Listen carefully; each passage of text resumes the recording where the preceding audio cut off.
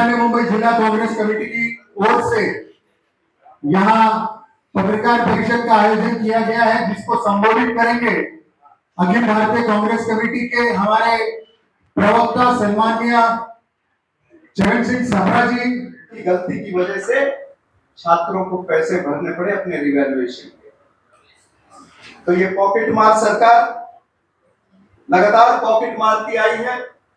मैं कहूंगा कि ये मार्क्स करेक्शन टैक्स इन्होंने लगाया है, एक तरह का लगान ये हमारे छात्रों को देना पड़ रहा है इस सरकार को। और केंद्र की सरकार और महाराष्ट्र की सरकार जो है, ये पेपर लीक क्यों हो रहे हैं?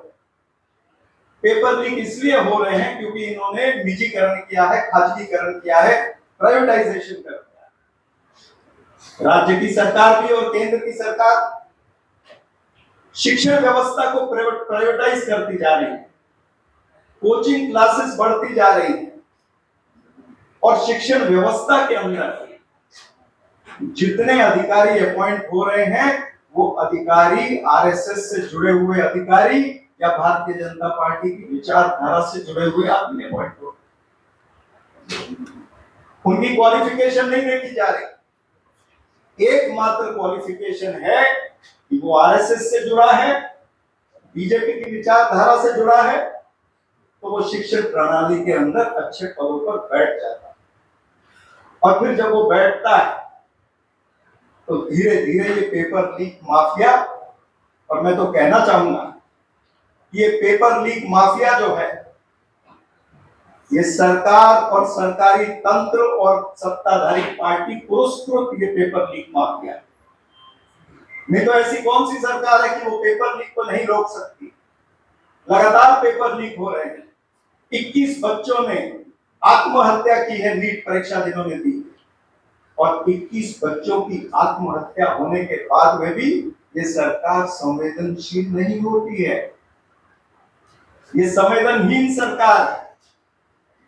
सरकार के एक भी मंत्री ने या आरएसएस के एक भी पदाधिकारी ने या बीजेपी के एक भी पदाधिकारी ने संवेदनशीलता नहीं दिखाई। उन्होंने उन माता पिता जिन्होंने अपने बच्चों को खो दिया, उनके प्रति उन्होंने भावना नहीं व्यक्त की। ये जो 21 लोगों की मृत्यु हुई है, सुसाइड हुआ है, मैं कहूंगा कि ये कत्ल हुआ है, और इसके लिए सीधे सीधे धर्मेंद्र प्रधान जो है वो जवाबदार है। इसीलिए कांग्रेस पार्टी पूरे देश के अंदर धर्मेंद्र प्रधान के इस्तीफे की मांग करती है। एनटीए को खत्म करना चाहिए। अगर सरकार उसकी मॉनिटरिंग नहीं कर सकती तो एनटीए को खत्म करना पड़ेगा, क्योंकि बार बार एनटीए के लोग पेपर लीक की घटनाएं होती है उसकी जवाबदारी नहीं देते हैं। और नरेंद्र मोदी जी ने तो हद कर दी। कल ही उनका मन की बात थी, मुझे लग रहा था कि वो मन की बात में ये जो 21 परिवार जो जिन्होंने सुसाइड किया है बच्चों ने, उनके बारे में संवेदनशीलता दिखाएंगे, उनके बारे में कुछ बोलेंगे। नीट की परीक्षा का पेपर लीक हुआ उसके बारे में कुछ बोलेंगे। लेकिन आदरणीय प्रधानमंत्री चुप रहे, धृतराष्ट्र की भूमिका में रहे इस विषय को लेकर के, और वो आगे कुछ बोलना भी नहीं चाहते। डॉक्टर मनमोहन सिंह को बोलते थे कि मन मौन है। अब मैं पूछना चाहता हूं, ये बीजेपी और आरएसएस लाखों बच्चों का भविष्य है, उस पर मौन क्यों है?